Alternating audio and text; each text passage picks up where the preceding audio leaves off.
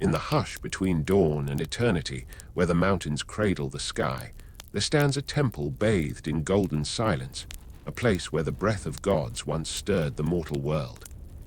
They called it the Temple of Apollo, the House of Light, the Heart of Prophecy. Its stones have long cooled, yet they still remember the warmth of divinity. Here, the wind carries the faint music of lyres, and the air itself seems to shimmer with something unseen, a memory of fire, of truth, of voices that spoke in riddles beneath the sun. For within these sacred ruins once lived the language of destiny, whispered through the lips of those who dreamed in trance and flame. Tonight, we return to Delphi, to the navel of the world, where the earth once murmured secrets and mortals sought to know their fates. In the stillness of these ancient echoes, perhaps we too might hear a fragment of that same eternal voice. Before we begin, I want to ask you something. What kind of dreams do you usually wander through? The ones that vanish with morning, or the ones that stay, glowing softly like embers of another life? Write your answer in the comments below. I'd love to read them later. And if you find peace in stories like this, whispered from the past into the quiet of your night, please take a moment to subscribe, so these ancient voices may continue to speak. Before the world had words for truth or beauty, there was only light. It poured like honey across the newborn sky, warm and alive, touching the mountains before men knew to call them sacred. In that light lived Apollo, not merely a god, but the rhythm of radiance itself. His presence was not seen, but felt, in the trembling of leaves at dawn, in the shimmer upon still water, in the hush that follows the song of a bird.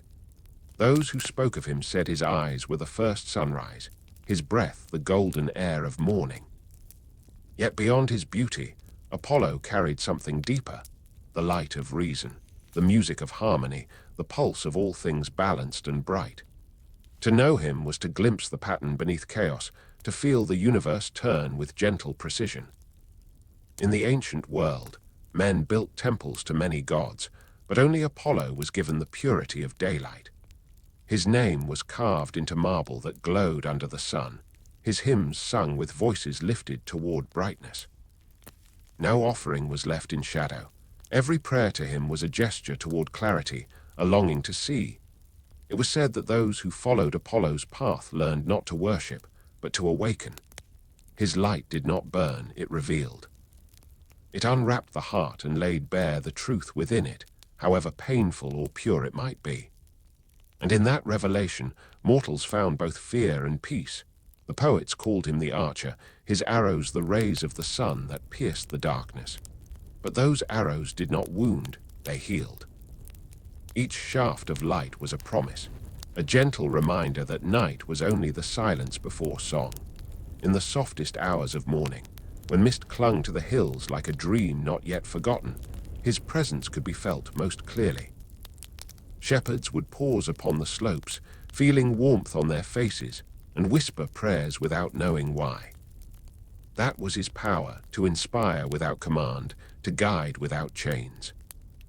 Legends tell that when Apollo's chariot rose from the eastern sea, the waves turned to gold, and even the shadows bowed low. The world was remade each morning, not through fire or thunder, but through light, patient, eternal, forgiving. Yet light alone is fragile. It needs form, a vessel, a place to dwell. And so the people of Greece sought to build him a home, not in the heavens, but upon the earth, where his light might touch the human soul. They found that place on the slopes of Mount Parnassus, where the wind carried whispers of something divine. The rocks there gleamed with strange brilliance at dawn, and the springs sang with a music no mortal had taught them. It was there, they said, that the god himself had walked, and where his light sank deep into the ground, waiting to rise again as prophecy. So the builders came, bearing marble and prayer. Each stone was laid with reverence, each column raised like an offering to the sun. The air was filled with the rhythm of chisels, the scent of olive oil and earth. And as the temple took shape, the people believed they were not merely building for a god, but for the light that bound all things together. When the first beam of morning touched the temple's white steps, a hush fell over the valley. It was as though the earth itself had exhaled, the long-held breath of centuries released in one pure moment. They knew then that the god had accepted their gift. And so began the age of Apollo, an age where light became language, where wisdom shone through vision, and where men turned their eyes upward, seeking the warmth that had always been within them. For the temple was not just a monument to the divine. It was a mirror for the soul, a place where each pilgrim could see their own reflection bathed in sacred glow, and remember that they too were made of light. And as the sun rose higher, casting its brilliance upon the marble columns, it seemed to whisper a secret that only the mountains heard, that even gods must find a home, and even light must learn where to rest. As centuries drifted by like silent waves of sunlight, the temple of Apollo became more than marble and song. It became a vessel of awakening. From every corner of the ancient world, seekers came, drawn not merely by the god's name, but by the whisper of illumination that lingered in the air like incense. They came to stand in that radiant hush, to feel time pause beneath the watchful gaze of the sun. The priests said the light of Apollo was not meant to blind, but to reveal. When it poured through the temple's eastern gate, it did not strike the eyes, it touched the heart.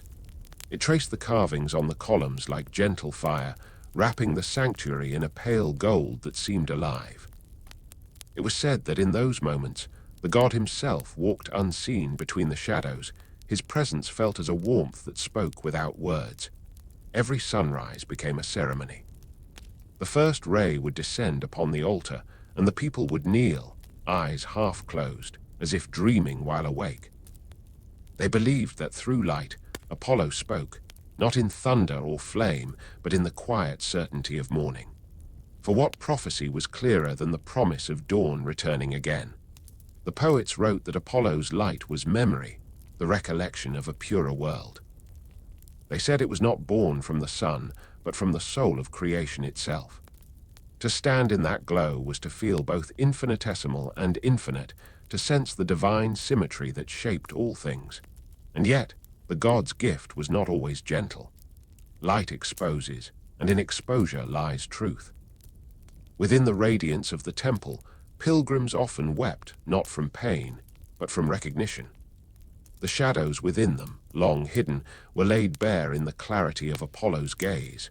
Some left the sanctuary lighter, their burdens turned to dust. Others trembled, unable to meet the brilliance that asked nothing but honesty. Still they came. Farmers, poets, soldiers, and kings, all drawn by something that neither wealth nor wisdom could explain. They came to offer olive branches, laurel leaves, small figures carved from ivory and gold. But the truest offering, the priest said, was silence, the stillness of one's own being beneath the sun. As the temple grew older, so too did its legends. Some claimed that at midday, when the light reached its zenith, Apollo's reflection could be seen shimmering upon the marble. Not as form, but as motion, a breath of brightness that bent and danced. Others swore that in those moments, time itself faltered, as if the god's radiance had paused the heartbeat of the world. At night, the light did not vanish, it merely turned inward. The stars, they believed, were fragments of his eternal fire scattered across the heavens. And those who gazed upon them from Delphi felt the same calm that daylight brought, the same gentle pull toward understanding. For even in darkness, Apollo's promise endured, that truth, like light, is never truly gone. Sometimes, in the quiet hours before dawn, the wind would move through the columns with a sound like a sigh, low, melodic, and strangely human. The priests said it was the god dreaming, his music carried on the breath of the mountain. To them, every sound, every glimmer, every golden petal of morning was a note in Apollo's endless hymn. And those who listened long enough began to hear it, a harmony older than stone, older than man, echoing through the soul like the memory of light itself. It was not a song of triumph or sorrow, but of balance, the perfect line between shadow and shine.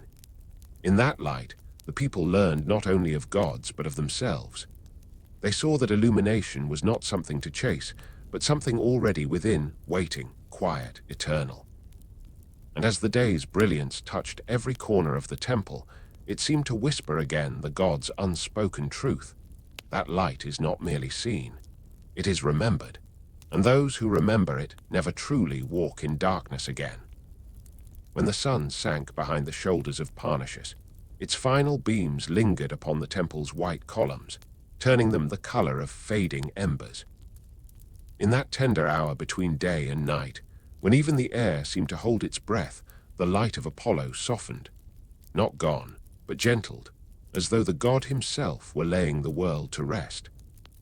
The priests would say this was when his truest nature could be felt, not as brilliance or fire, but as quiet grace. The golden blaze of midday revealed, the dusk consoled.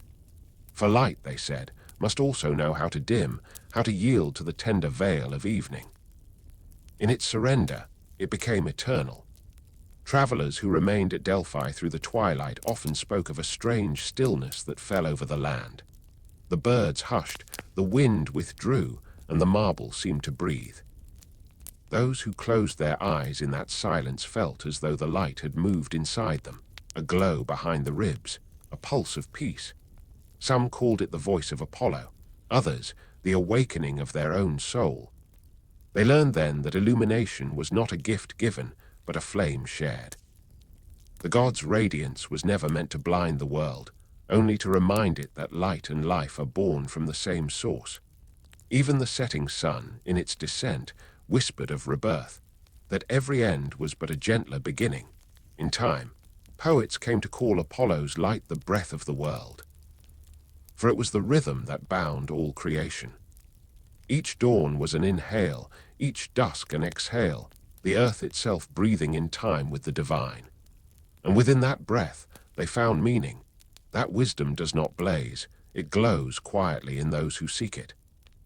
So the temple stood, bathed in an endless cycle of illumination and shadow, day after day, century upon century. Even as its stones began to crack, and ivy crept along the once bright walls, the light never abandoned it. For light does not dwell in marble or gold. It lingers in the stories carried forward, in the eyes that still remember. Sometimes, on certain evenings, when the sun slips low and the mountains turn to amber, the ruins of Delphi still shimmer faintly, as if recalling the god who once called them home. The light touches the worn carvings, the fallen steps, and the air hums softly, like a memory refusing to fade. Perhaps that is the secret of Apollo's light, that it was never just sunlight at all. It was consciousness, the awareness that beauty, truth, and time are threads of the same divine fabric. And though centuries pass, the weave remains unbroken. For those who stand there now, among the ruins, with dusk gathering around them, the same peace may still be found. The same warmth, quiet and knowing may rise from the stones. It speaks not of gods or glory, but of remembrance, that to seek light is to become it. And as night unfolds, the valley holds one final gleam, a single ray that lingers longer than it should, painting the temple in gold before it fades. It is not the sun's farewell, but Apollo's promise, that even in darkness, there will always be something that shines, something that listens, something that remains. There are places in the world where silence seems to think, where the air itself feels aware, as though it remembers all that has ever been spoken beneath it. Delphi was such a place. Long before temples rose and pilgrims came, it was already sacred. The mountains that cradled it seemed to hum with a low, eternal song, a sound older than human prayer. They called it the navel of the world, the point where heaven and earth once met, where the pulse of existence beat strongest beneath the soil. It was here, the ancients said, that the light of Apollo first touched the earth and made it tremble. The stones themselves seemed to glow faintly at dawn, and even the springs ran clear as glass, whispering secrets to anyone who would listen. Long before the god's temple stood there, the site was guarded by the breath of the mountain. The air carried the scent of wild thyme and smoke, and in the still mornings, mist gathered in folds around the cliffs like veils. Travelers who wandered through Delphi often stopped without knowing why, as if something unseen had called their names from deep within the stone. The Greeks believed that certain places were not chosen by men, but by the gods. Delphi was one of them. The earth beneath it was said to be alive, a place where the divine world and the mortal one brushed against each other like two pages of the same book. Beneath its surface, a hidden fissure exhaled vapors that carried the essence of prophecy, and from that breath, a voice would someday rise. When Apollo claimed Delphi as his own, it was not through conquest, but harmony. The god of light needed no war to make the land yield. The mountain recognized him, as if it had been waiting since the dawn of time for his return. The springs brightened, the air warmed, and the animals gathered without fear. From that moment, Delphi ceased to be mere earth. It became a threshold, a meeting of realms. At the heart of the site stood a single stone, smooth, round, and ancient beyond memory. The people called it the Omphalos, the center of the world. Wrapped in a carved net of marble threads, it symbolized the bond between heaven's order and the living ground. And it was there, beside that sacred stone, that the first fires of Apollo's temple were kindled. To stand in Delphi was to feel watched, not by eyes of judgment, but of understanding. The wind that moved through the olive trees carried warmth, like a sigh of the divine. Every sound seemed deliberate, every silence holy. Those who came there to seek truth found that even before they asked their questions, something within them began to answer. In time, roads were built to reach it, winding through forests and valleys bathed in pale gold. Pilgrims from distant lands walked barefoot upon the stones, their hearts trembling with the weight of hope.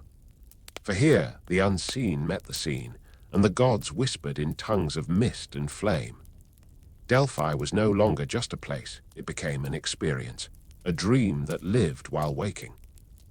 Even now, in the ruins where grass grows between broken marble, that presence remains. When the wind passes through, carrying dust and sunlight, it feels as though the mountain still breathes, slow, deep, eternal. The same breath that once stirred the oracle's voice, that once made kings kneel and poets weep, still lingers in the air. And if you stand there long enough, beneath the ancient sky, you may sense it too, the quiet heartbeat of the world, still echoing in Delphi's stone. The sun rose gently over Mount Parnassus, spilling its first light upon the sacred terraces of Delphi. The stones glistened, as if remembering every dawn that had come before, each one a quiet resurrection of the god's promise. The morning air trembled with the soft hum of cicadas, and somewhere beyond the olive groves, the sound of water murmured like a secret, the eternal spring of Castalia, where pilgrims bathed before they entered the temple's light. To the ancient Greeks, this mountain sanctuary was not just a place, it was the very breath of the earth. Beneath its soil ran a living current, unseen yet felt, like a pulse beneath the skin of the world. Those who walked the winding path upward toward the temple often described the journey as one of transformation. With every step, the noise of the mortal realm faded behind them, replaced by the rhythm of wind and stone. Along the sacred way, statues lined the ascent, offerings of kings, poets, and cities who sought the gods' favor. Bronze, marble, and gold caught the morning light, glinting like frozen prayers. Each told a story, of victory, of loss, of longing for truth. And yet, in the hush that enveloped Delphi, all those stories felt small before the vastness of what the place represented, a meeting point between knowing and not knowing, between question and answer. At the heart of the sanctuary, the temple rose in serene geometry, columns reaching like sunbeams toward heaven. When the wind moved through them, it created a low, resonant sound, almost musical, as though the stone itself remembered Apollo's lyre. The scent of laurel and burnt incense lingered in the air, mingling with the faint perfume of mountain herbs. Beneath the marble floors, deep within the navel of the earth, the sacred vapor rose, the breath that carried visions. It was said that the earth itself spoke there, not in words, but in impressions, in whispers felt more than heard. This was the heart of the divine connection, the reason Delphi was known across the world as the place where God still answered.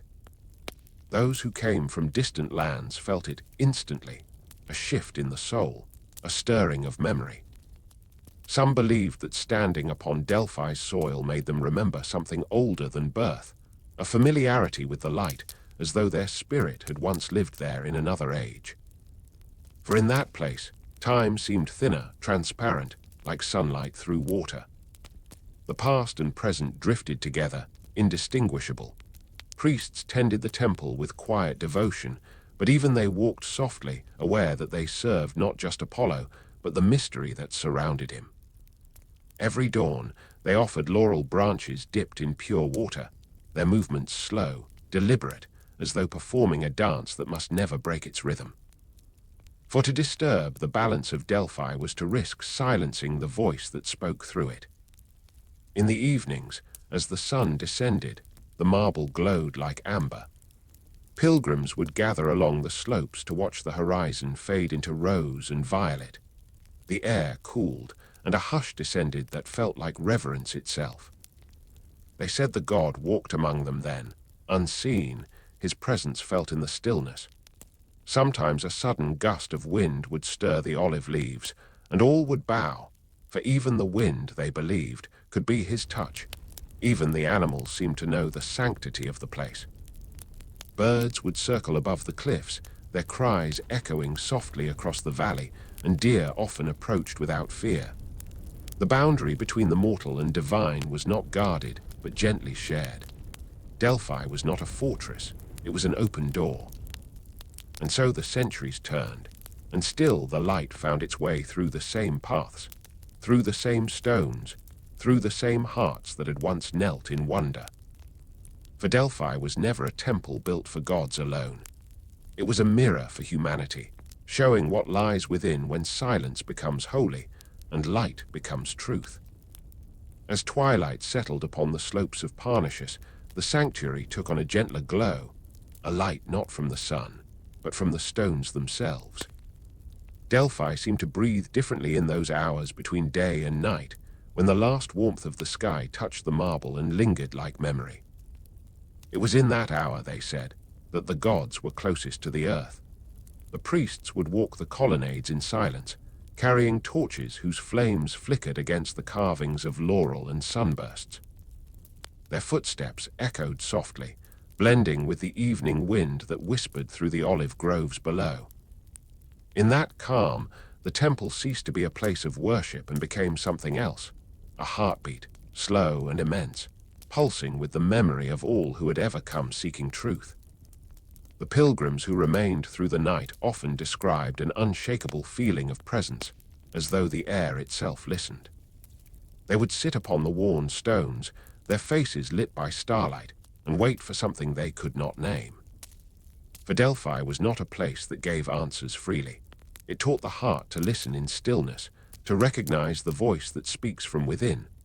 Sometimes, in those quiet hours, the mountain would sigh, a deep, low rumble that rolled through the ground like a sleeping breath. The people believed it was the gods stirring beneath the earth, reminding them that even silence was alive.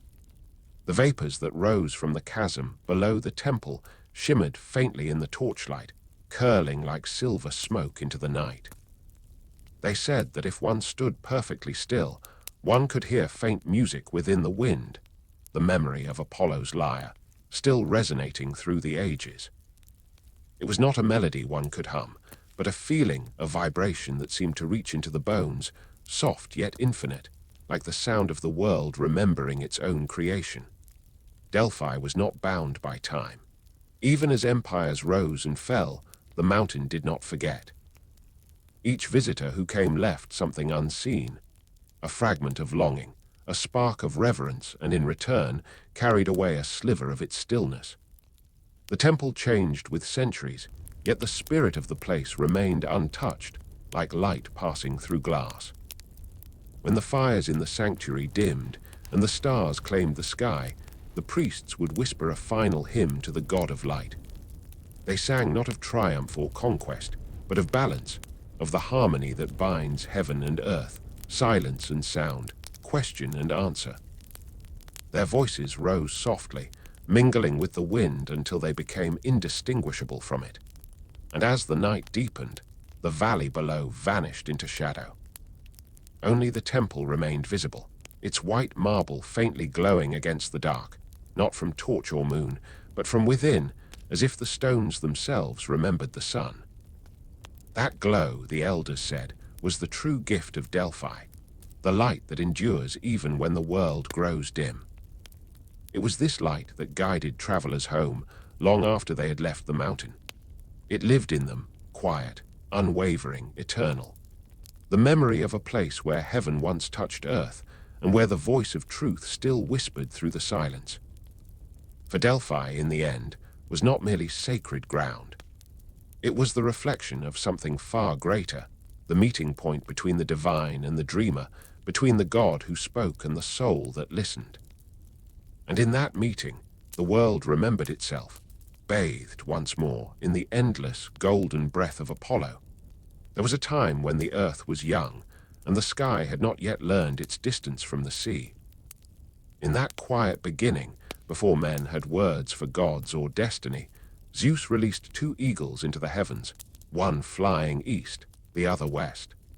They soared beyond the edges of storms, across the sighing oceans, until they met in midair above a mountain wrapped in mist. There, where their wings touched, Zeus marked the center of the world. He placed upon that spot a single stone, smooth, rounded, carved with sacred threads that coiled like veins of the earth itself. This was the Omphalos, the navel of the world. To the ancient Greeks, it was not just a relic but a living symbol, the point where heaven's breath entered the body of the earth, where mortal and divine met in perfect balance.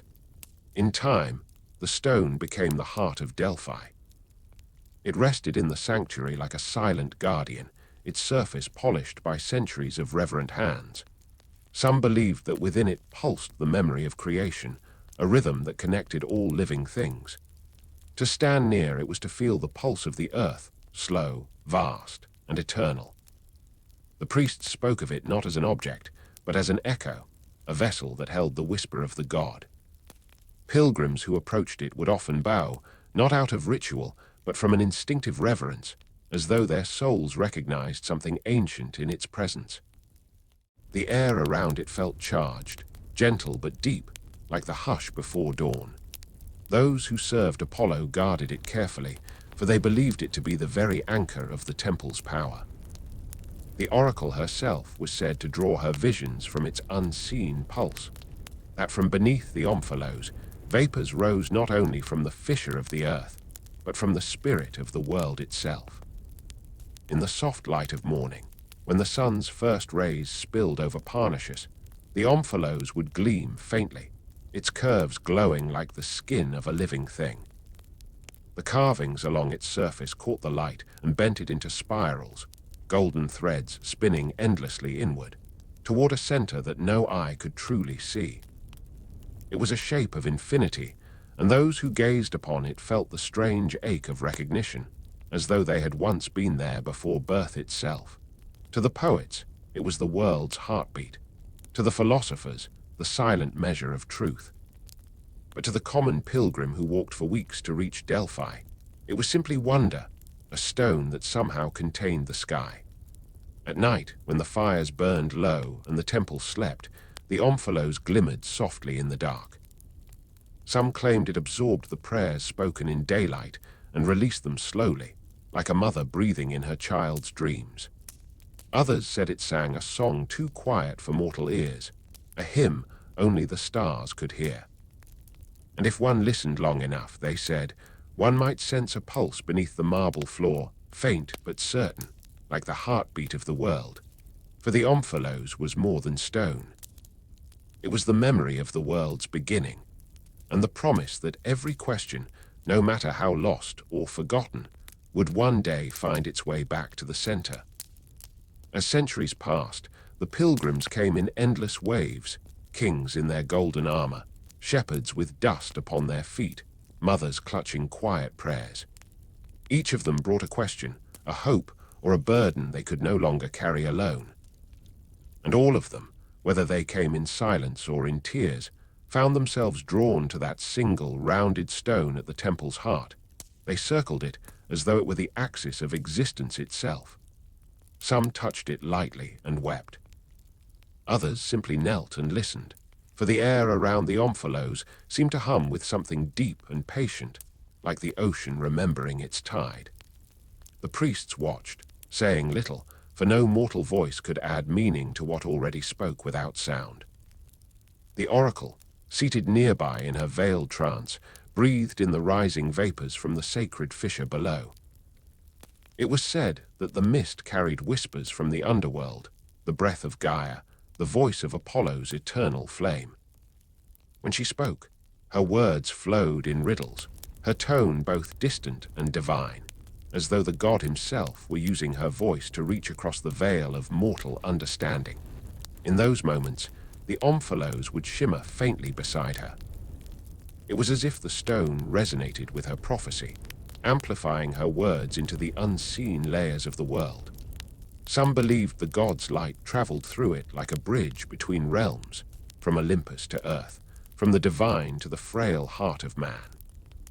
One priest once wrote that the Omphalos was not meant to be understood, but felt, that its silence was deliberate, a mirror for the questions that could not be spoken aloud. The pilgrims who came seeking answers often found instead a kind of stillness, an understanding beyond language. It was not clarity they received, but peace, as though Apollo whispered not truth, but acceptance. At dusk, when the temple bells echoed through the valley, the priests would drape the stone with soft white cloth. They said it was to honor the purity of its meaning, that the god himself rested when the world grew quiet. The cloth shimmered in the fading light, and from a distance, it looked like the moon had descended upon the earth. Sometimes the oracle would rise from her trance and place her hand upon the covered stone. Her eyes, still heavy with the weight of visions, would soften as she whispered a single prayer, "May the center hold," and it always did. For even as kingdoms rose and fell, as wars thundered through the centuries, and the tongues of men changed shape and sound, Delphi remained. The Omphalos endured, untouched by time, guarded by silence and luminous in its mystery. To stand before it was to feel small and infinite all at once. To sense that the divine was not distant, but folded within every breath of wind and flicker of light. And so the pilgrims kept coming, from distant islands, from deserts and mountains and seas, seeking that same quiet assurance that beneath all the confusion of the world, there was still a center, still a heart, still an origin that had never stopped beating. In time, the world changed. The marble steps of Delphi grew cold beneath the weight of centuries, and the hymns once sung to Apollo faded into memory. The pilgrims ceased their coming, and the sacred fires that once burned before the Omphalos dimmed into ash. Yet even in silence, the stone remained still and eternal, like the memory of a god who had only closed his eyes. The temple's columns cracked, kissed by ivy and wind, and the echoes of prophecy drifted into the mountains. But sometimes, when twilight brushed against the ruins, a faint glimmer still stirred within the heart of the Omphalos, as if the sun itself bowed to it in farewell. Travelers who passed through the valley spoke of feeling watched, not in fear, but in quiet reverence, as though something ancient still breathed beneath the stones. Scholars later called it myth. They wrote of its geometry, its symbolism, its art. They measured it, sketched it, catalogued its carvings, but none could name the presence that lingered around it, the invisible warmth that clung to the air like incense from another age. For the Omphalos was not meant to be studied, but felt. It was never a relic, but a reminder that the world still has a heart, and that even silence remembers. Some say the oracle's spirit remains, wandering through the wind that moves across Delphi. That when the mountains sigh, her voice rides the air, whispering her final prophecy. The center is not lost, it only sleeps. And so the Omphalos endures, quiet beneath the weight of time. Its stone still holds the dream of creation, the heartbeat of the world that began when Zeus cast his eagles to the sky. Perhaps when the world grows still enough, and when hearts once more seek the divine in silence rather than noise, the stone will stir again, for the God of light never truly leaves. His radiance lingers in the corners of thought, in the warmth of dawn, in the whisper that calls us inward, toward our own hidden center. And maybe that is the true prophecy of Delphi, that within every soul there lies an Omphalos, the place where light and silence meet, where the divine and mortal become one breath. The world spins, the mountains sleep, and Apollo's temple stands in ruin. Yet somewhere, deep beneath it all, the heart of the world still beats, slow, vast, eternal. She was called Pythia, not by name, but by title, a role that belonged to the spirit rather than the flesh. For when she stepped into the temple, she was no longer a woman of the earth. She became a vessel, a bridge, a trembling flame in which Apollo himself was said to speak. Before dawn, she would walk alone along the path of laurel trees that wound through the slopes of Parnassus. The air was cool, touched by mist and birdsong, and every step she took carried the quiet gravity of centuries. The temple loomed ahead like a dream, marble pale against the gold of morning, and she entered it not as a priestess, but as something far more fragile and eternal. Within the sacred chamber, the air grew thick with incense and the scent of bay leaves. She knelt before the Omphalos, whispering the ancient prayers that only the chosen knew. Around her, the priests moved in silence, their eyes lowered, for they understood that this was the hour when the mortal world gave way to the divine. Then the moment would come. She descended the worn stone steps into the Aditon, the inner chamber, where the fissure of the earth breathed out its invisible vapor, the breath of Gaia herself. The air shimmered faintly, and her body began to sway. Her eyes, once clear and human, glazed with a faraway light. Her voice trembled at first, soft, uncertain, and then rose, layered with tones not her own. When she spoke, it was not in the language of men. Her words rippled like water, each syllable echoing through the chamber with strange and sacred resonance. The priests listened, transcribing what they could, their hands shaking as they tried to grasp meaning from the god's elusive tongue. To those who watched, the Pythia seemed to hover between worlds. Her hair drifted as though caught in a wind no one else could feel. Her face shone faintly, not from firelight, but from something within, the radiance of the sun, God himself. She did not remember afterward. When the trance faded, she often wept softly, unable to recall what had passed through her lips. It was said that Apollo's words burned through her like lightning through cloud, brilliant, but leaving only silence behind. Some feared her, some adored her, but all who came before her felt that same humbling awe that they stood before a mortal who, for a fleeting moment, touched the divine. In her eyes, they saw both wisdom and sorrow, as though she carried the weight of 1,000 unanswered prayers, and perhaps she did. For every prophecy spoken was also a burden, a piece of destiny whispered through her veins, leaving her hollow and trembling when it passed. Yet she returned, day after day, year after year, not for glory, nor for power, but because she believed in the light that spoke through her. She believed that even in riddles, the god's truth was mercy. And as long as Apollo's flame burned within Delphi, she would remain its keeper, the living voice of the sun in a world that often forgot how to listen. When the sacred days of prophecy arrived, the temple filled with breathless anticipation. From distant lands and trembling cities, the seekers came, kings veiled in gold, wanderers clothed in dust, poets with ink-stained hands. They climbed the winding road to Delphi not to see the priestess, but to stand before the voice that lived within her. The priests guided each pilgrim through the sacred rites. They offered laurel leaves, washed in the Castalian spring, and whispered invocations to Apollo, god of light and truth. The air shimmered with smoke and sunlight, And beyond it all, the Pythia waited, veiled still, her body a vessel emptied of all but the divine. When the question was spoken, it passed through many hands, translated, softened, sanctified before it reached her ears. Then silence fell. The world seemed to hold its breath. Deep within the chamber, she inhaled the unseen vapor rising from the earth's wound. Her body trembled. Her voice, when it came, was not her own. The sound that emerged was music and thunder intertwined, words that coiled like serpents, rising and falling in patterns that defied the mortal ear.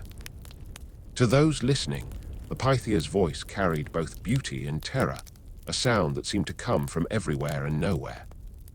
Her eyes glowed faintly, her hands lifted in trance, as though she were cradling the sun itself. Each prophecy was a riddle, never clear, never simple. Apollo, it was said, did not reveal fate, he reflected it. The priestess merely gave shape to that reflection, casting the divine into human language like moonlight breaking upon water. And those who sought answers often left with questions deeper than before, for the god's truth was never meant to ease, only to awaken. Yet even within her veiled confusion, there was grace.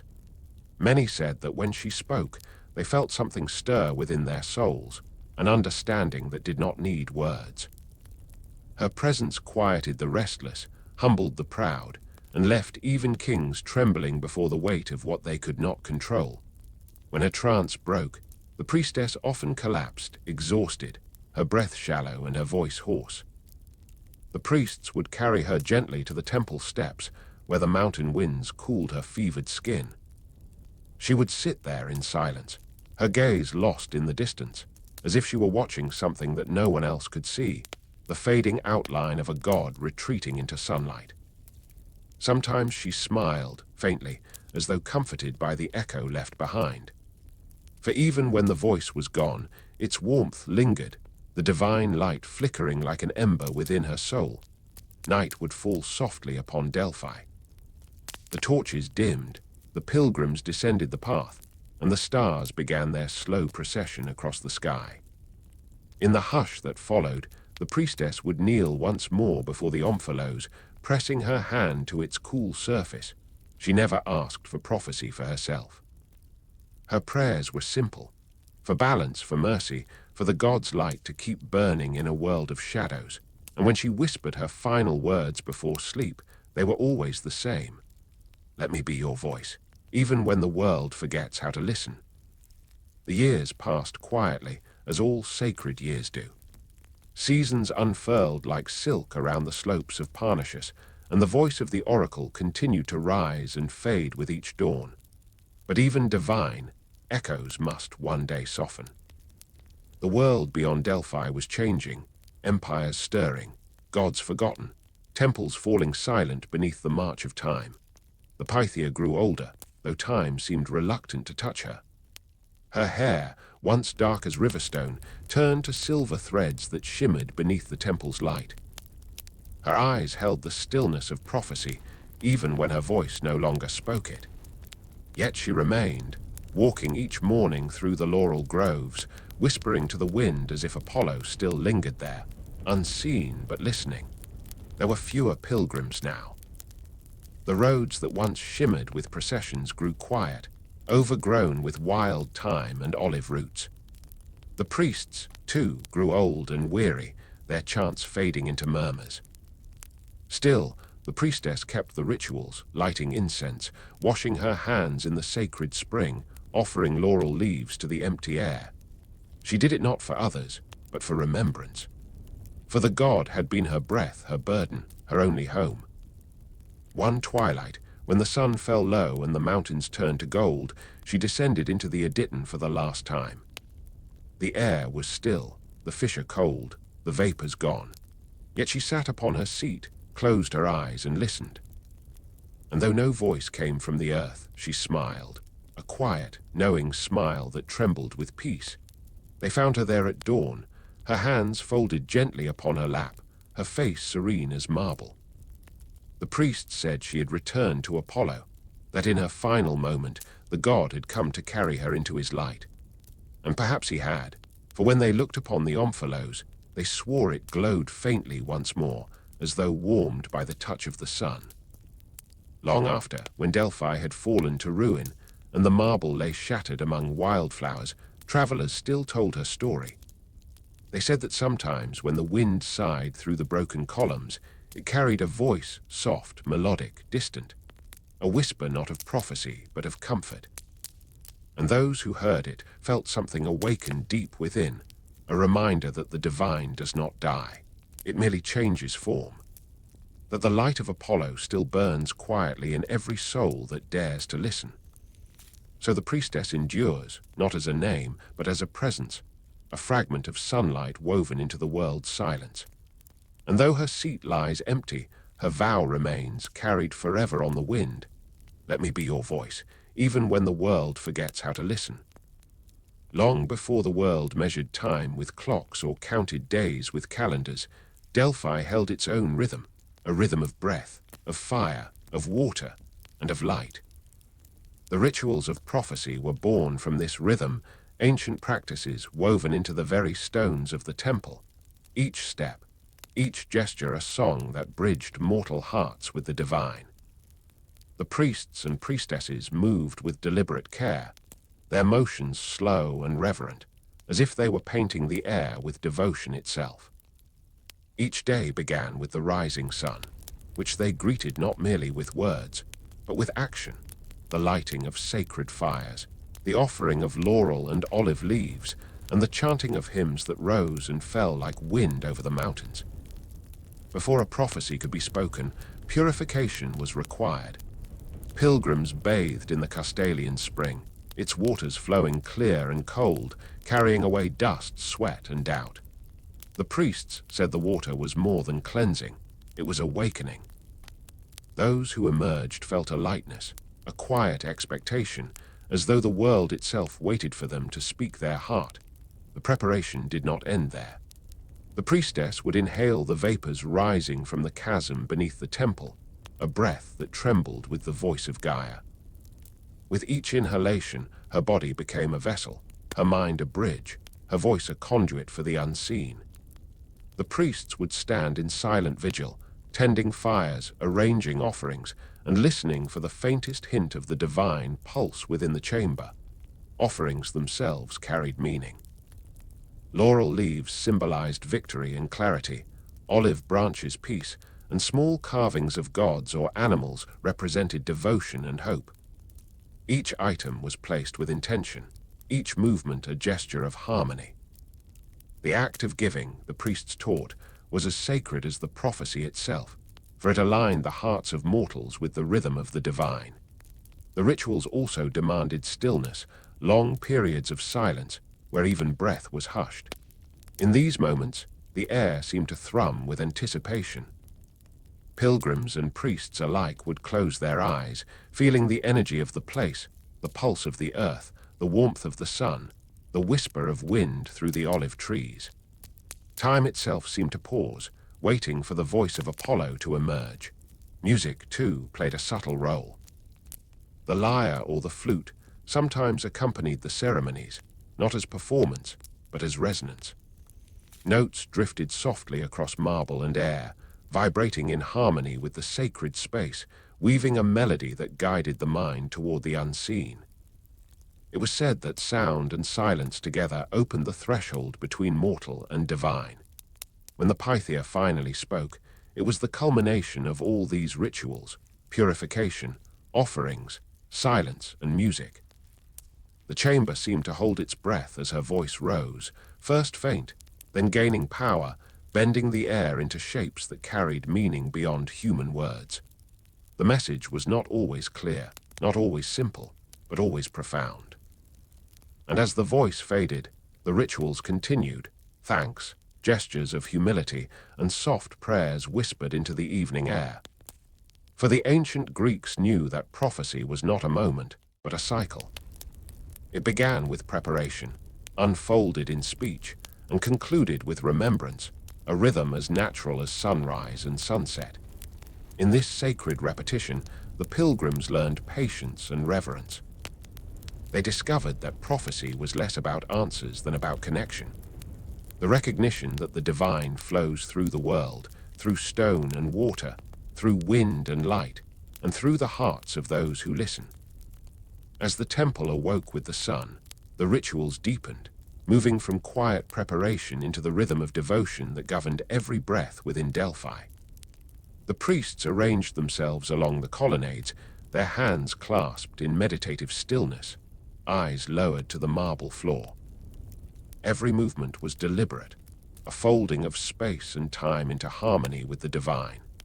The Pythia, seated in the inner aditon, inhaled the sacred vapors, feeling them spiral through her lungs like invisible tendrils of light.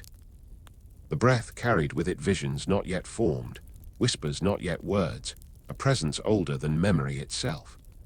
She swayed gently, her mind a vessel emptied of earthly concerns, a bridge for Apollo's wisdom. Pilgrims approached one by one, carrying questions that weighed upon their hearts. Some sought guidance for kingships or battles. Others sought counsel for love, loss, or the quiet trembling of the soul. Each inquiry was spoken softly, its words carried through the temple with solemn respect, transformed in the hands of the priests into something more sacred before reaching the oracle's lips. The environment itself was a part of the ritual.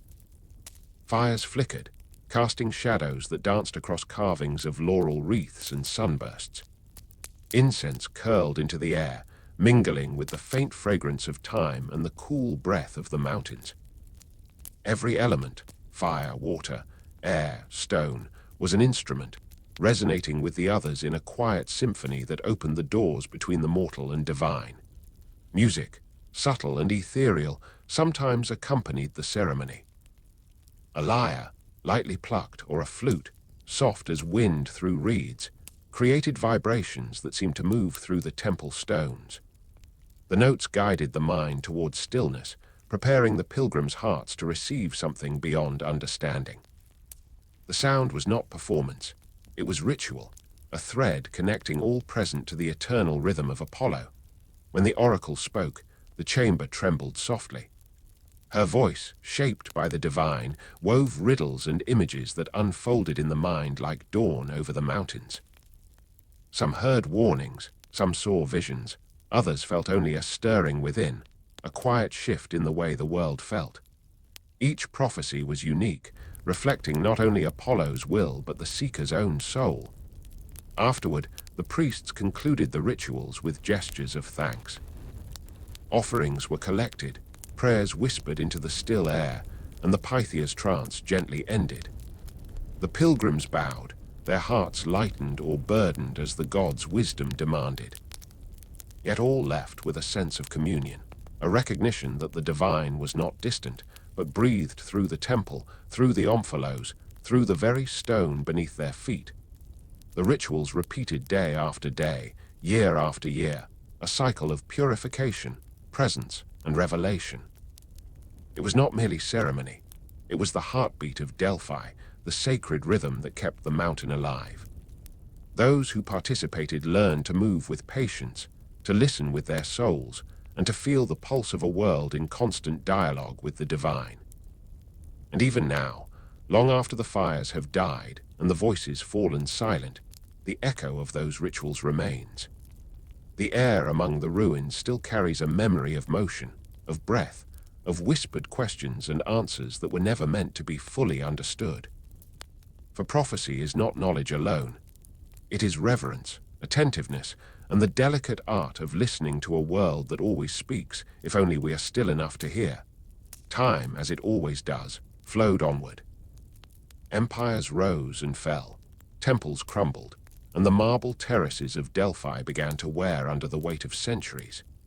Yet the memory of the rituals lingered, faint but unbroken, like the trace of a melody carried on a wind that never ceases.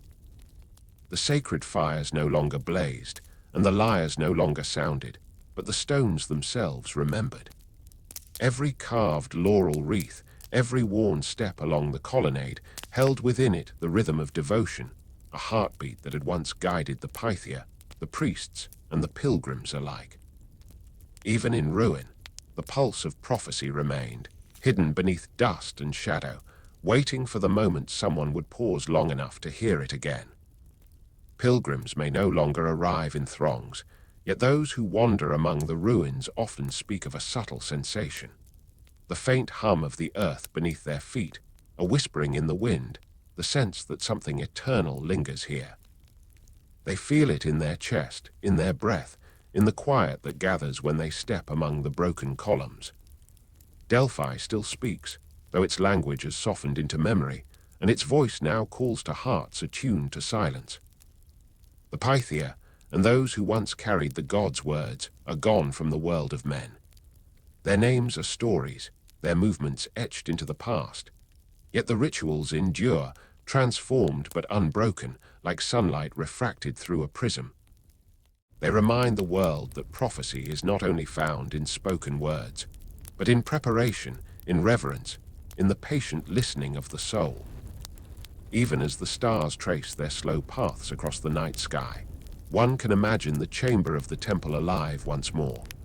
Incense curling, the Omphalos glowing faintly, the Pythia inhaling the sacred vapors, and the voice of Apollo threading its way through silence. It is not lost, merely waiting. Waiting for hearts willing to remember that the divine is not distant, and that truth can be found in stillness as much as in speech. And so the rituals of prophecy remain, timeless and subtle, a reminder that the sacred is woven into the world itself, into stone, into wind, into the quiet spaces where light and shadow meet. Delphi taught that to seek the divine is to prepare, to listen, and to feel the pulse of something far greater than oneself. Even now, in the hush of the ruined temple, the mountain whispers, the world still holds its breath, the earth still remembers, and the heart of prophecy beats on, slow, patient, eternal. Long before the marble of Delphi gleamed in the sunlight, travelers began their slow journey across mountains, rivers and valleys, drawn by whispers of the god who spoke through stone and vapor. Some came from distant islands where the sea lapped gently at their feet, while others rose from the dust of inland cities, carrying questions heavy as the sun at noon. Each pilgrim's journey was as much inward as it was outward. They carried not only offerings of gold, silver, or olive branches, but also their fears, their hopes, and the quiet urgencies of the heart. For to ask at Delphi was to reveal oneself in full, to expose the secret pulse of longing that even the closest companions might not see. They traveled in silence, often with companions whose presence brought comfort without speech. The road wound through olive groves and mountain passes, the air rich with thyme, rosemary, and the faint hum of unseen life. At night, they would sleep under stars, whispering prayers to the sky, imagining the god listening from his lofty abode. When they reached the outer sanctuary, they first bathed in the Castalian spring. Its waters were said to wash not only dust from the body, but confusion from the mind. Some emerged with trembling hands, their hearts lighter. Others wept quietly, touched by a feeling they could not yet name. The purification was both physical and spiritual, preparing them to approach the Omphalos and the voice that spoke through the Pythia. The pilgrims came for many reasons. Kings sought guidance for wars and alliances. Merchants sought prosperity. Mothers sought the safety of their children. Poets sought visions for verses yet unwritten. All questions were welcomed, for Apollo did not judge the seeker, only the sincerity of their asking. Some arrived with pride, expecting answers to confirm desires. Others came humbly, aware of their smallness in a world vast and eternal. And many left changed, carrying wisdom not in words but in feeling, and understanding that the god spoke not to control, but to awaken. The path to the temple itself was a kind of ritual. Pilgrims would walk slowly, placing one foot before the other in measured rhythm, breathing the mountain air, and letting the sacred silence settle around them. Every step was an offering, every heartbeat a prayer, until they reached the terraces where the Omphalos rested, still and luminous. Even the animals of the mountain seemed to acknowledge their passage. Deer would pause in the olive groves, birds would circle high above the colonnades, and the wind carried their whispers down into the valleys. It was as if nature itself joined in the reverence of those who sought the gods' counsel. And when at last they entered the inner sanctum, all worldly distinctions fell away. Rich and poor, young and old, scholar and shepherd, all became equal in the presence of the divine, all mere vessels for the words that would ripple out from the Omphalos through the breath of the priestess. In this way, the pilgrims' journeys were never solely about answers. They were journeys of awakening, of connection, of learning to stand still in the presence of something vast and luminous. Delphi was not merely a place to ask. It was a place to remember that the divine moves quietly through the world, touching all who seek with open hearts. The pilgrims who reached Delphi often stayed for days, sometimes weeks, lingering in the terraces and colonnades, absorbing the rhythm of the temple. Each morning, the sunlight spilled over the marble like liquid gold, and each evening the shadows stretched long across the sacred stones, reminding them that time here moved differently, slower, deeper, more deliberate. They watched the priests perform their duties with quiet devotion, noting the care with which offerings were arranged and the attention paid to even the smallest gestures. Every ritual, no matter how simple, seemed to pulse with meaning, as though the movements themselves were threads connecting the mortal to the divine. Some pilgrims came in groups, sharing stories and hopes along the path, yet when the time came to approach the Pythia, all voices fell silent. In her presence, they felt the weight of centuries, the quiet hum of the earth, and the unseen gaze of Apollo.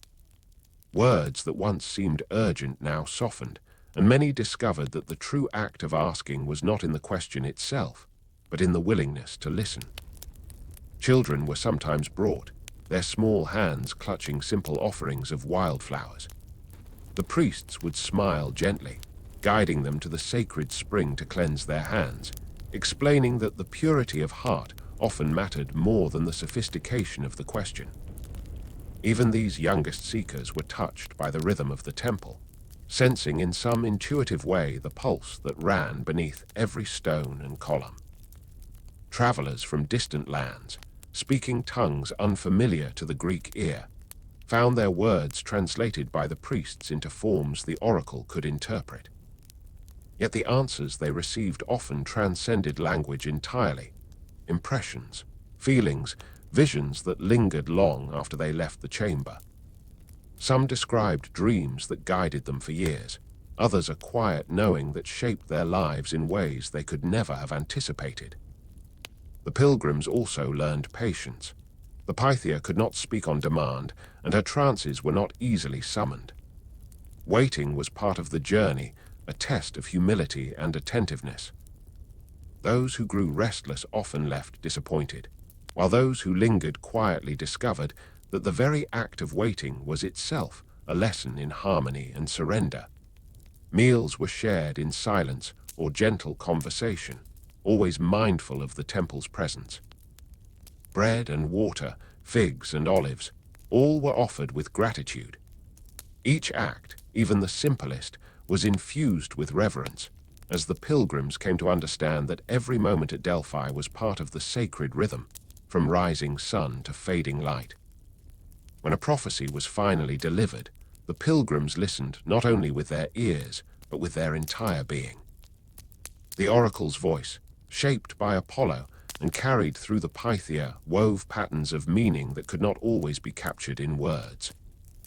Each seeker departed with fragments of understanding, carrying the light of the god back into the wider world. And as they descended the mountain path to return to their homes, they felt the stillness of Delphi remain within them. The air, the stones, the rhythm of preparation, offering, waiting, and listening, it all had been absorbed into their hearts.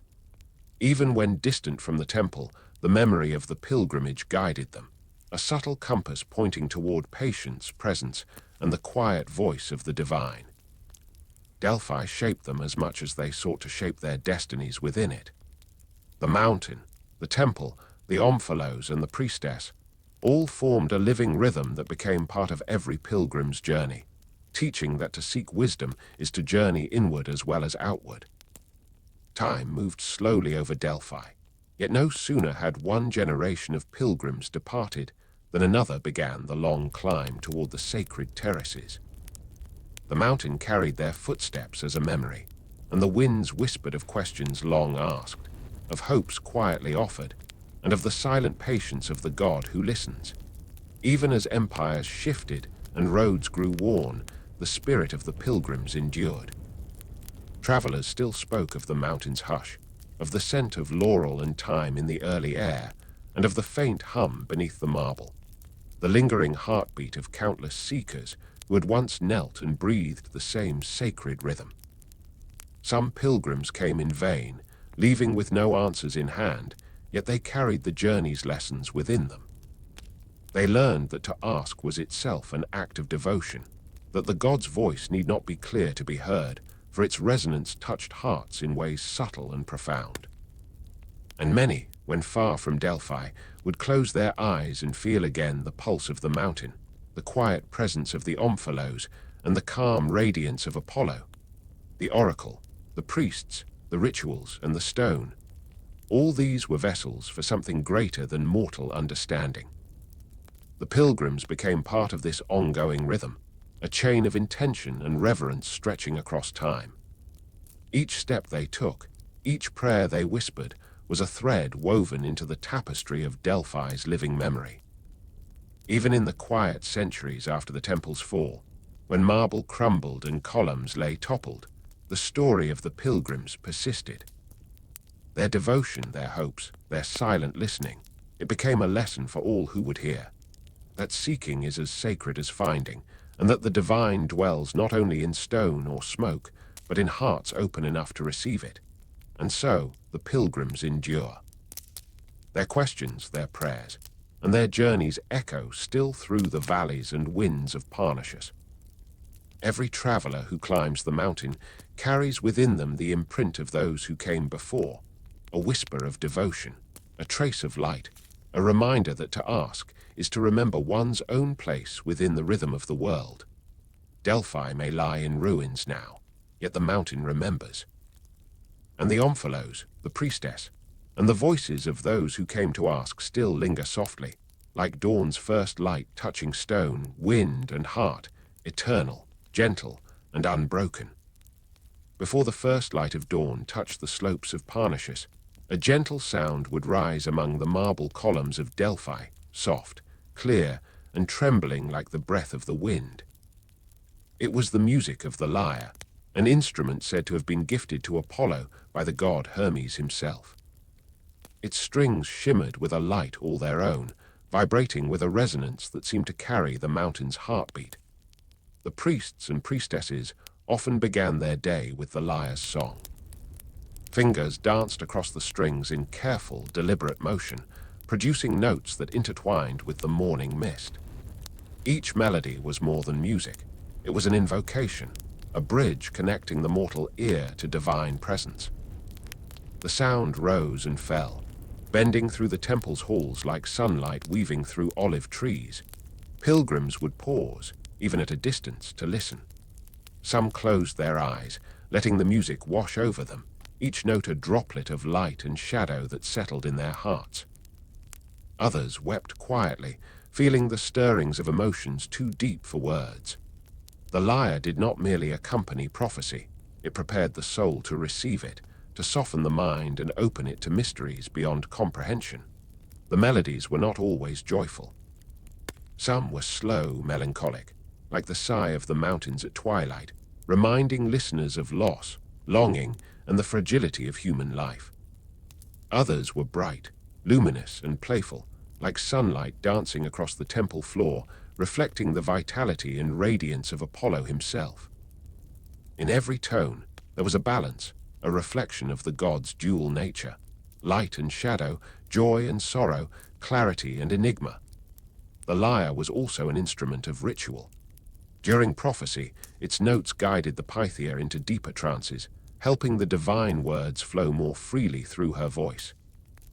Even the priests, who rarely spoke in the inner sanctum, felt its influence, their minds calmed. their hands steady, and their hearts aligned with the unseen rhythm that governed the temple.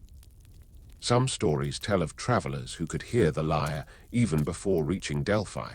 The music carried down the mountain paths like a gentle current. They say it lured them onward, softening the fatigue of the long journey, inspiring hope and anticipation.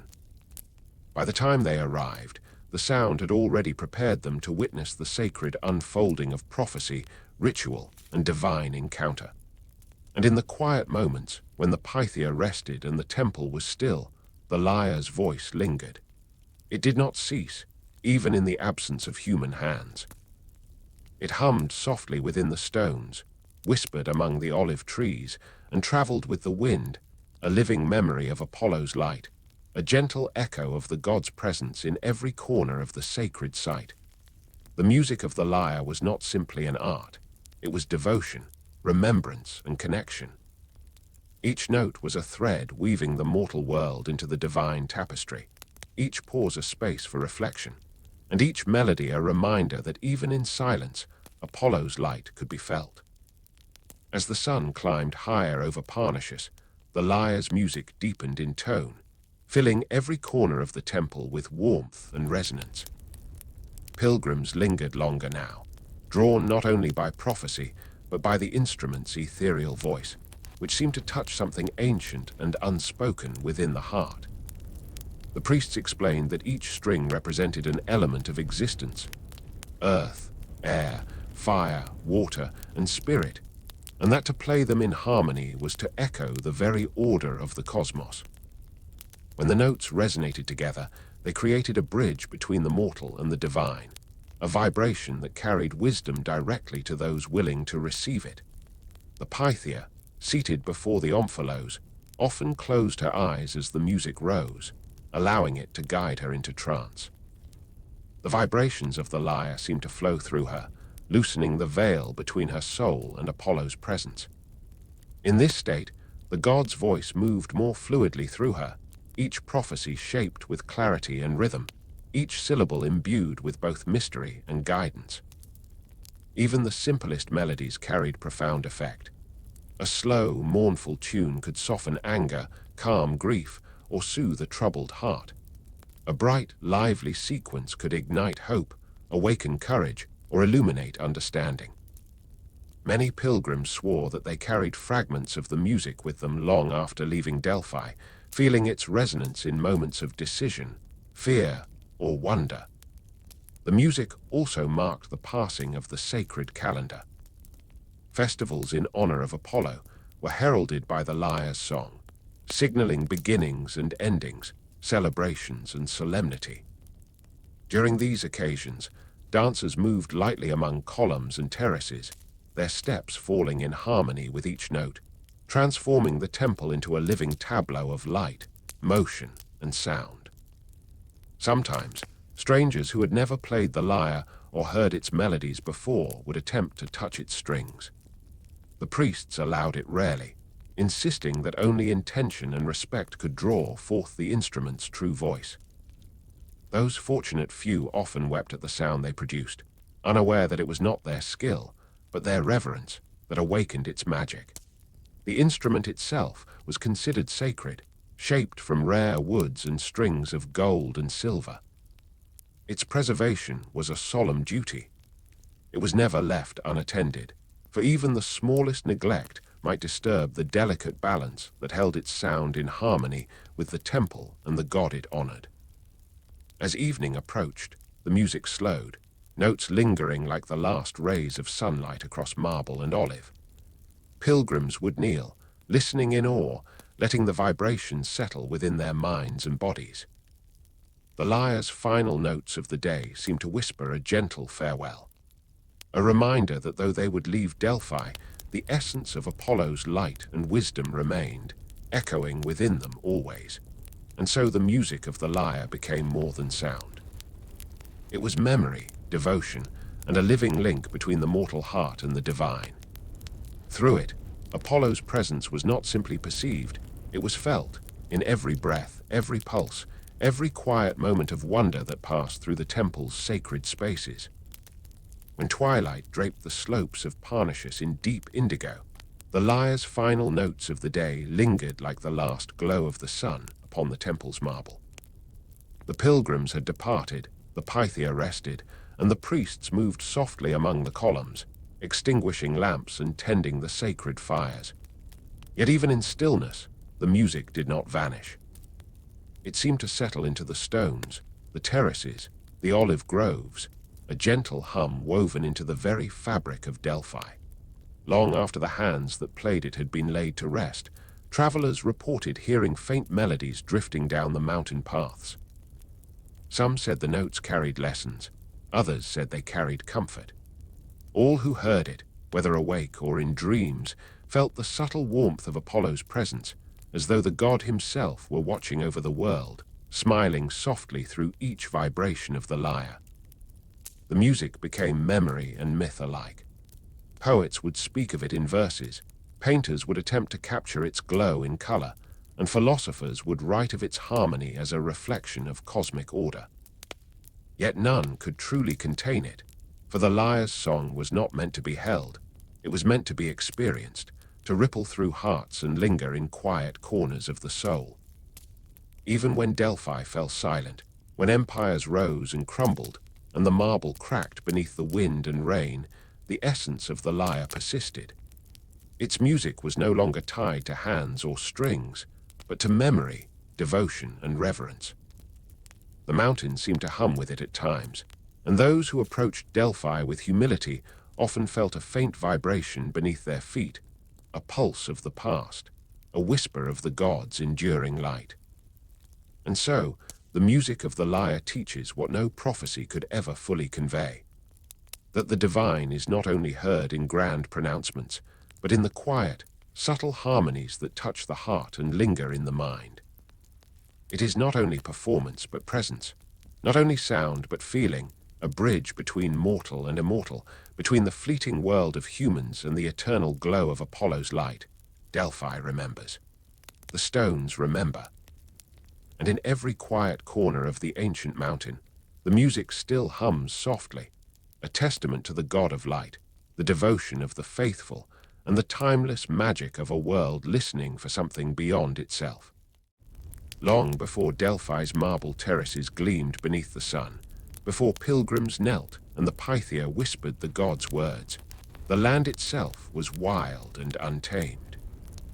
In the shadows of the mountains, in caves and crevices hidden from the eye, a great serpent known as Python slithered, ancient, immense, and bound to the raw pulse of the earth. Python was not merely creature, but guardian, bound to Gaia herself, protector of the sacred site where the future temple would rise. The winds carried its hiss, the rivers shivered with its movement, and the mountain trembled beneath its coils. No mortal dared approach, for to glimpse the serpent was to feel the weight of centuries pressing upon the soul, and to hear its breath was to know the power of the earth itself. Yet the god Apollo, radiant and resolute, descended from the heights of Olympus, drawn to the sacred energy that pulsed within the valley. The place called to him, not with voice, but with presence, with a quiet insistence that destiny would one day awaken here. And where Apollo walked, light followed, spilling into shadowed crevices, illuminating the first traces of what would become Delphi. The clash between the divine and the ancient guardian was both fierce and solemn.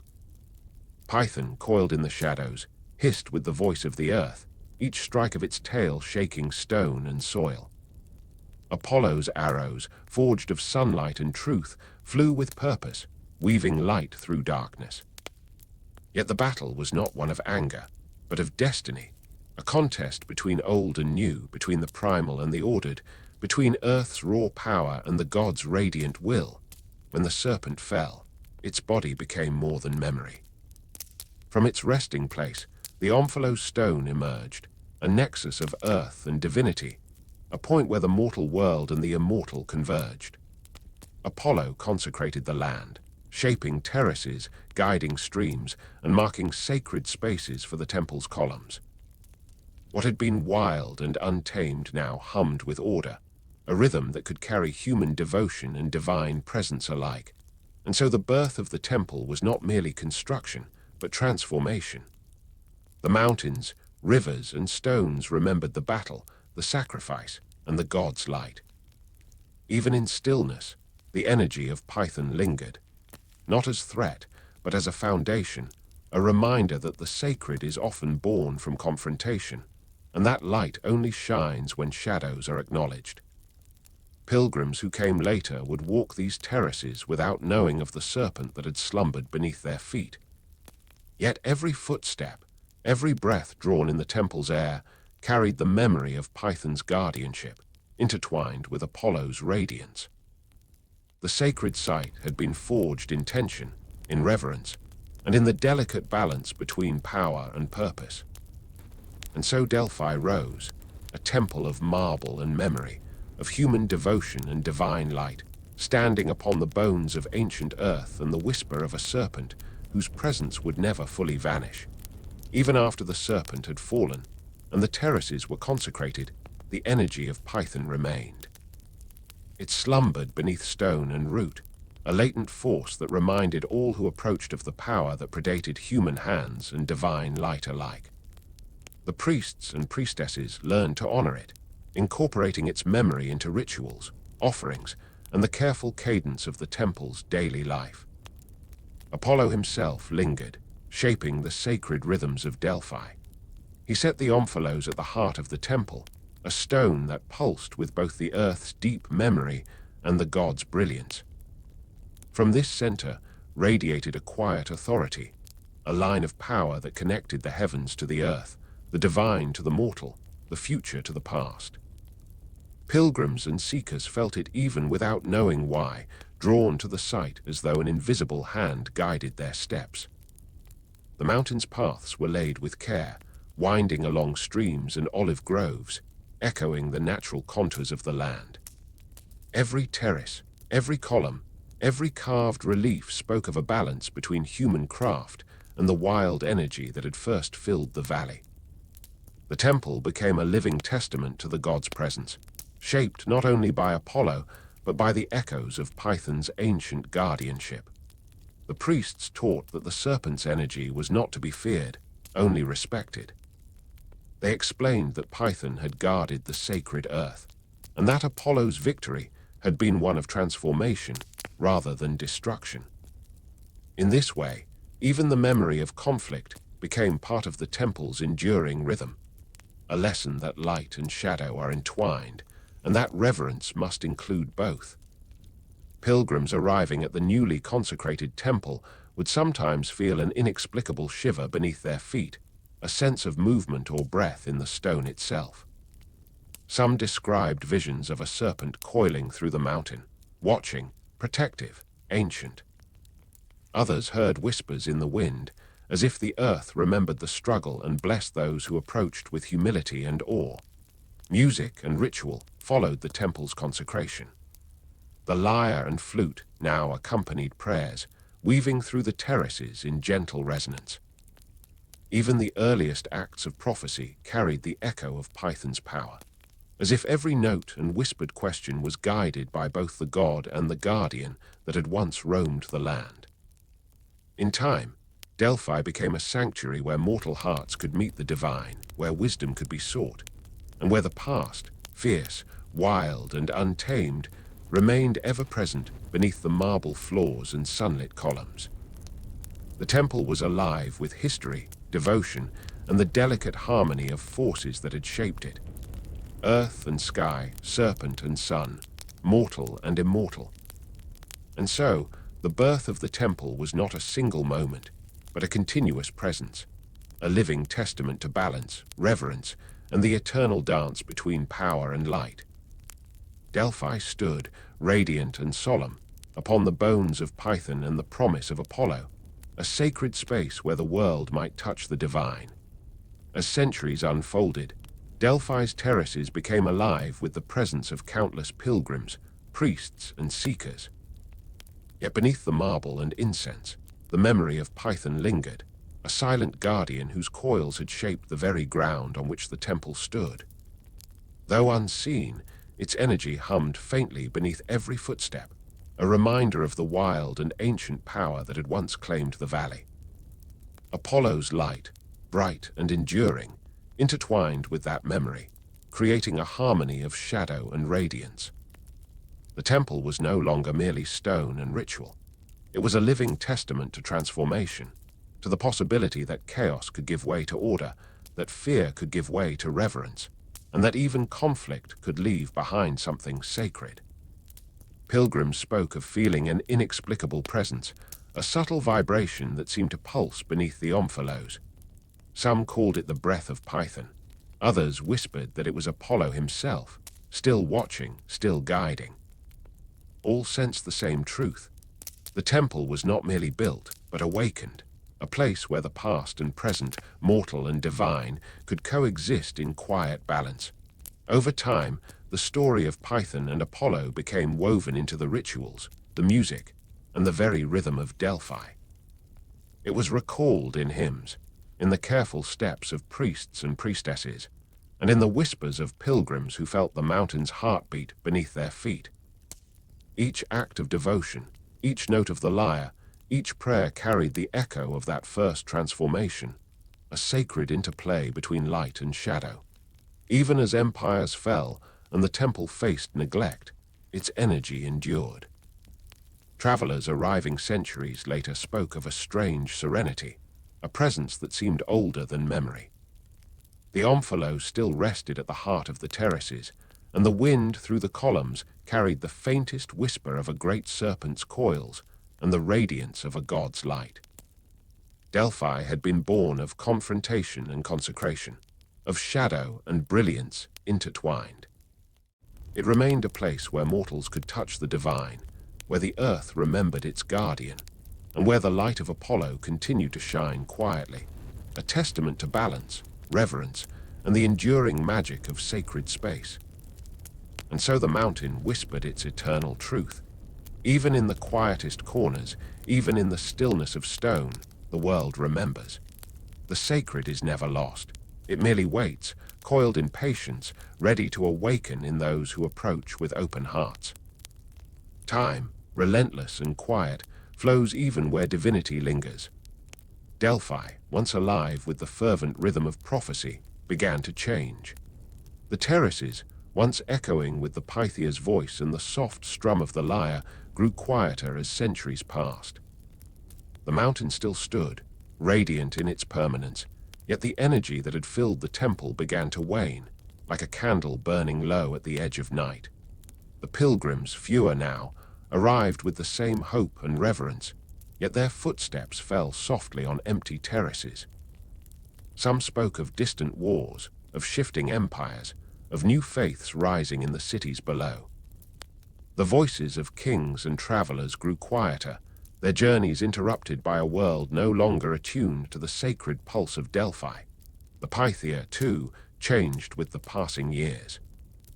Her voice, once clear and trembling with divine power, now occasionally faltered. The vapors from the chasm beneath the temple seemed less potent, the Omphalos less luminous. And yet, in those rare moments when the god's presence stirred, even faintly, the air shimmered with memory, a reminder that Apollo's light had once shone so fully here. Priests continued their rituals, tending fires, arranging offerings, and maintaining the sacred rhythms. But the rhythm had altered, slowed by time and neglect, frayed by the absence of pilgrims who had once infused it with devotion. The terraces that had echoed with questions and revelations now held only whispers of wind and shadowed silence. Despite the decline, Delphi retained a subtle power. Even when prophecy became rare, travelers reported feelings of awe and insight in the temple's presence. The mountain seemed to hum faintly beneath their feet, a memory of its former glory, a faint pulse of the divine that refused to vanish completely. Music, too, softened into memory. The lyre's notes, once a vibrant thread through prophecy, now sounded only in echoes, remembered by those few who still lingered. Yet even faint, echoes carried meaning, and those attuned could sense the rhythm that had once guided the Pythia, the priests, and the pilgrims alike. And so, The decline was not abrupt, nor wholly sorrowful. It was a quiet fading, a gentle transition that reminded the world of impermanence, of the cycles that govern all things, mortal and divine. Delphi had been radiant, and though its voice grew quieter, its memory remained, whispered in stone, wind, and shadow. The decline of the oracle was a lesson as much as a loss. That devotion, attention, and presence are fragile, that sacred spaces depend on those who honor them, and that even in silence, the pulse of the divine can still be felt by those willing to listen. As decades turned to centuries, the changes at Delphi became more pronounced. Pilgrims arrived less frequently, and those who did often came with hesitation, unsure of whether the sacred pulse still lingered in the terraces and columns. The mountain, though majestic, seemed quieter, and even the wind carried a weight of solemnity, as if aware of the fading devotion beneath its ancient peaks. The Pythia's trances became irregular, her voice sometimes thin and wavering, yet moments of clarity still shone through. When the god's presence stirred, it was brief but profound. A flicker of light in the shadows, a sudden understanding that seemed to ripple across the heart of the temple. Those rare moments reminded all who witnessed them that Apollo had not abandoned Delphi, only shifted, allowing silence to carry lessons as much as sound once had. Priests worked diligently to preserve the rituals, repeating prayers and offerings with meticulous care. They knew that even if prophecy had waned, the temple remained a vessel for devotion, a place where mortal hearts could still seek connection. Every incense curl, every carefully placed laurel, and every flickering lamp became an act of preservation, a way to keep Delphi alive in memory and spirit, if not in the full brilliance of its former glory. Even the landscape seemed to mourn the change. Olive groves grew wilder along the terraces, marble steps bore the soft weight of moss, and shadows stretched longer across columns once bright with the sun's reflection. The sacred spring, Castalian, whispered quietly, its waters still cool and clear, but no longer carrying the same thrumming energy that once seemed to awaken the soul. Travelers who lingered in the quiet temple often reported visions or feelings more subtle than before. A gentle stirring in the chest, a faint understanding of choices to come, or the lingering echo of guidance once spoken by the Pythia. Though prophecy had declined, the essence of Delphi persisted, woven into the stones, the terraces, and the breath of the mountain itself. Even the music, faint as it was, retained its presence. The lyre, now seldom played, seemed to hum quietly in memory, each note carrying the pulse of long-past devotion. Occasionally, wandering minstrels or pilgrims would strike a string, and though the melody was fragile, it carried echoes of the god's light, reminding all who heard that beauty and wisdom do not vanish completely, even when voices grow faint. The decline was gradual, a soft ebb rather than sudden silence. It mirrored the natural cycles of the world, rise and fall, light and shadow, presence and absence. Delphi's story continued, though quieter, teaching that sacredness is not only in the loud proclamation of the divine, but in the patience of listening, in the stillness of reverence, and in the memory that lingers long after footsteps fade.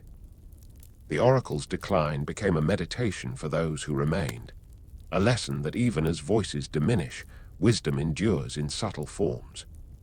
The mountain, the Omphalos, and the echoes of prophecy remained as gentle teachers, waiting for hearts willing to sense the divine beneath the surface of silence. Time, unyielding yet gentle, eventually softened Delphi into quiet reflection. The terraces and columns, once alive with voices and footsteps, now held only the whispers of wind and the faint murmur of the mountain itself. The temple was no longer the bustling heart of prophecy it had been, yet its presence remained, a still point in a world forever in motion. The Pythia, her voice diminished with age and changing eras, left behind memories rather than proclamations. Pilgrims who arrived sensed not the forceful words of Apollo, but the lingering resonance of centuries. A pulse in the stones, a breath in the air, a subtle guidance that touched the heart rather than commanding it. Even in absence, the divine left its imprint, teaching that wisdom can endure without constant articulation. Priests and caretakers preserved rituals as best they could, tending the fires, arranging offerings, and keeping the rhythm of the temple alive in small, quiet ways.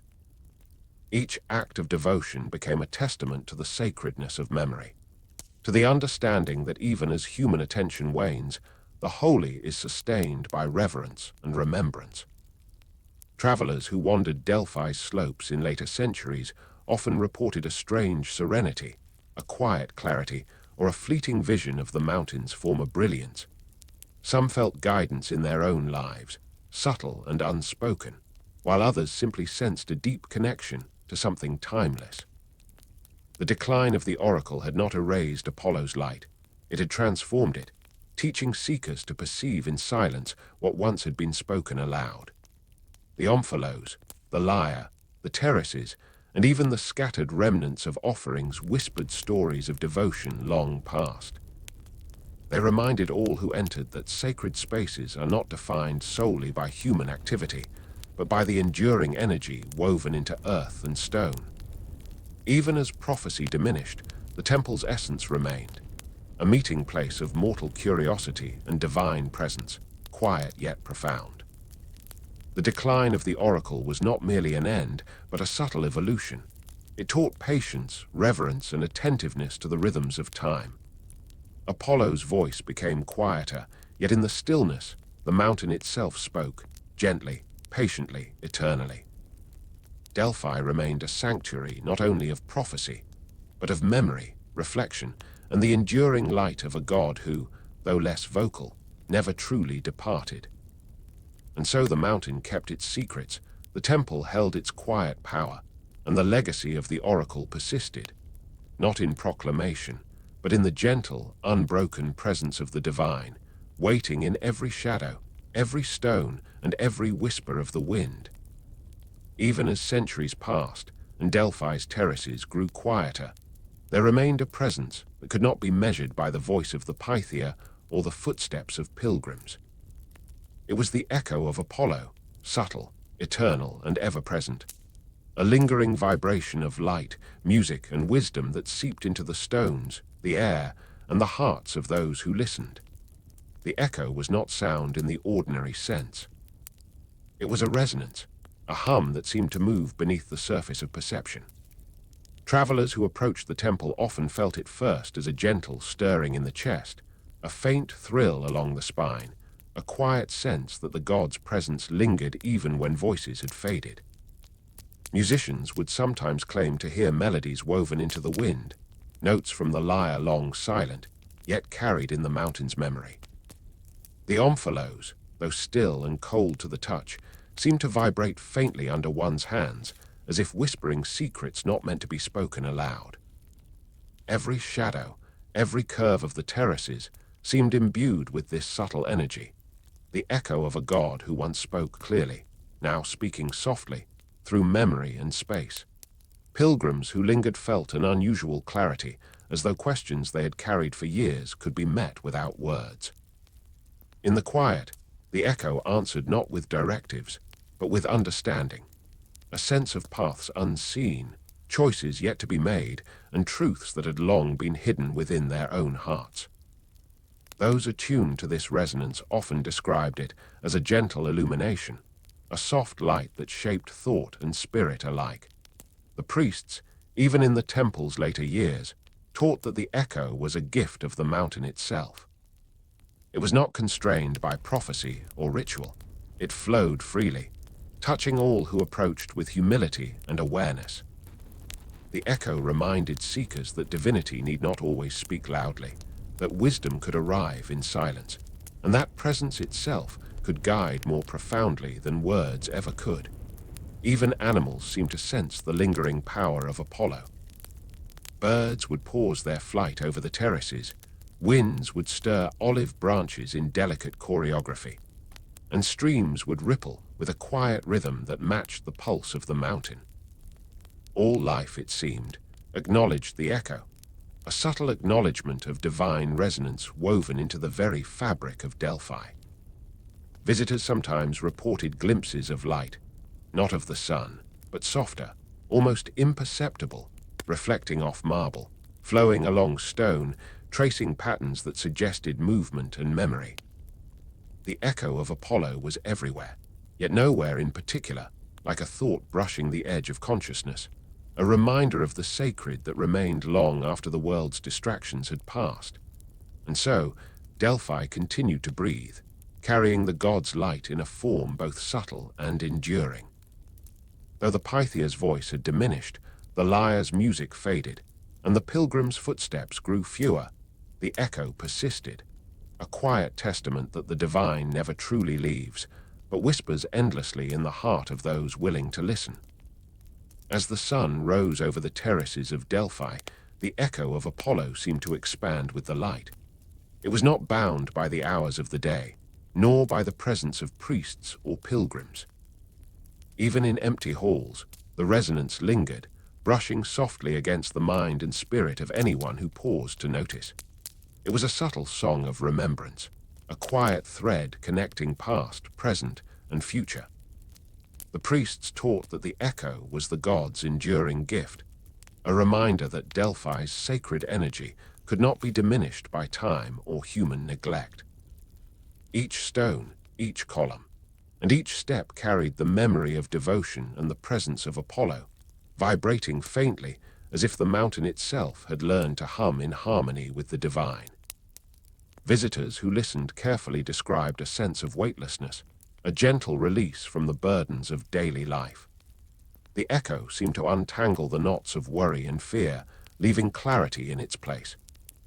It was a voice without words, yet it spoke more profoundly than any proclamation. A whisper of wisdom, a call to reflection, a soft illumination of the heart.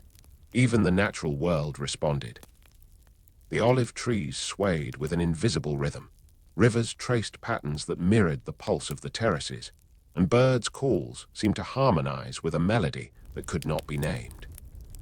The echo was not merely heard, but felt in breath, in heartbeat, in the quiet sense that something eternal lingered in every corner of the sacred site. Pilgrims who came seeking guidance often found it not in clear instructions, but in moments of insight. They would walk the terraces, touch the cool marble, gaze upon the Omphalos, and feel understanding arise organically, like sunlight spilling over hills at dawn. The echo carried the lessons of centuries, the devotion of countless hearts, and the subtle presence of a god whose influence was eternal yet gentle. Over time, poets and scholars recorded stories of this resonance. They wrote of Delphi as a place where even silence spoke, where absence became presence, and where memory carried light into the lives of those who sought it. The echo became a metaphor for enduring wisdom, that which cannot be destroyed, only perceived, remembered, and honored. Even as human history shifted around Delphi, the echo endured. Empires rose and fell, languages changed, and new beliefs took root. Yet the terraces, the stones, and the air retained the subtle vibration of Apollo's presence. Pilgrims of later eras felt it faintly, a ghostly melody that connected them to the temple's past and to the enduring pulse of the divine. The echo of Apollo was both lesson and blessing. It reminded the world that even when voice is quiet, music fades and footsteps are few, the divine persists. It teaches that sacred spaces carry memory, that devotion shapes resonance, and that the light of a god once present is never truly gone, only transformed into whispers, shadows, and echoes that endure forever. As twilight settled over Delphi, the echo of Apollo became a quiet companion to the mountain itself. The terraces, though weathered by centuries, seemed to hold a gentle vibration in their stones, a memory of voices, prayers, and music that once filled the sacred spaces. The wind through the olive groves carried the faintest murmur, a soft caress that touched hearts and stirred remembrance in those who lingered. Even in the absence of the Pythia's proclamations and the lyre's melodies, the divine presence endured. Visitors spoke of moments when time seemed suspended, when the world outside the mountain fell away, leaving only the pulse of the sacred and the whisper of wisdom etched into the very air. In such moments, the echo was no longer distant. It became a living force within the soul, illuminating understanding with subtle, unspoken clarity. The Omphalos, silent yet radiant, continued to anchor the sacred energy of Delphi. Its presence, coupled with the lingering resonance of Apollo's echo, reminded seekers that divinity is not only heard or seen but felt, an invisible thread connecting mortal hearts to eternal light. Each stone, each shadow, each breath of wind carried the memory of devotion, of prophecy, and of a god who once spoke with brilliance and now whispered with subtlety. The echo also bore a lesson of impermanence and resilience. Delphi's human custodians came and went, civilizations rose and fell, yet the resonance persisted. It was a testament to the enduring power of sacred intention, that devotion, reverence, and memory can sustain what words alone cannot. Even as structures crumbled and footsteps grew sparse, the mountain carried the god's light forward, waiting for those willing to pause and listen. Pilgrims, poets, and wanderers alike have continued to sense the echo, each interpreting it in their own way, as wisdom, as guidance, as solace, or as the faint glimmer of something greater than themselves. And though it is no longer the commanding voice of prophecy, it is perhaps even more profound, reaching not just the ears but the heart, the mind, and the spirit, teaching patience, reflection, and reverence for the mysteries of existence. And so, the temple endures in memory and essence. The echoes of Apollo whisper through time, reminding all who approach that the divine is not lost, even in silence, decline, or absence. It remains, subtle and eternal, in every stone, in every shadow, in every breath of the mountain. A quiet, luminous testament to the God who once spoke boldly and still speaks softly, for those who listen with open hearts. The sun dips behind the peaks of Parnassus, and Delphi rests in quiet reflection, its terraces bathed in fading gold. The marble, worn smooth by centuries of devotion, holds the memory of countless pilgrims, priests, and seekers who came to touch the divine. The air hums faintly, carrying whispers of prophecy, music, and reverence, echoes that refuse to fade, even as time moves forward. The temple stands not merely as stone and column, but as a testament to transformation. The clash of Python and Apollo, the birth of sacred spaces, the rise of devotion, the melodies of the lyre, and the voices of the Pythia. All of these threads intertwine, creating a tapestry of light, shadow, and memory that stretches beyond the ages. Delphi is alive in subtle ways, its pulse quiet yet profound, a place where mortal hearts can still sense the rhythm of the divine. Even as empires crumble and human voices grow distant, the essence of the temple persists. The Omphalos rests at the heart of the terraces, the olive trees sway gently in the evening breeze, and the echoes of Apollo's light shimmer softly in the air. Every stone, every shadow, and every quiet breath of wind carries the story of a god who once walked among mortals, leaving wisdom not just in spoken words, but in enduring presence. The lessons of Delphi are both simple and profound. That the sacred is built not only with ritual and devotion, but with patience, reverence, and memory. That light can be born from shadow, and that wisdom endures even when voices falter. The temple teaches that divine presence is not always loud or immediate, but subtle, quiet, and eternal, felt in the pulse of stone, the hum of the earth, and the soft echoes of a god's light. As the night spreads across the valley and stars emerge above the mountain peaks, Delphi whispers its timeless truth, that even in stillness, in silence, and in decline, the sacred remains. It waits patiently for those who listen, offering insight, comfort, and the gentle reminder that the divine is never truly gone, only transformed, echoing softly for all who open their hearts to perceive it. And so, The temple of Apollo endures, a sanctuary of light and shadow, memory and presence, where the mortal and the divine meet, and where the echoes of the past continue to illuminate the world with quiet, eternal radiance.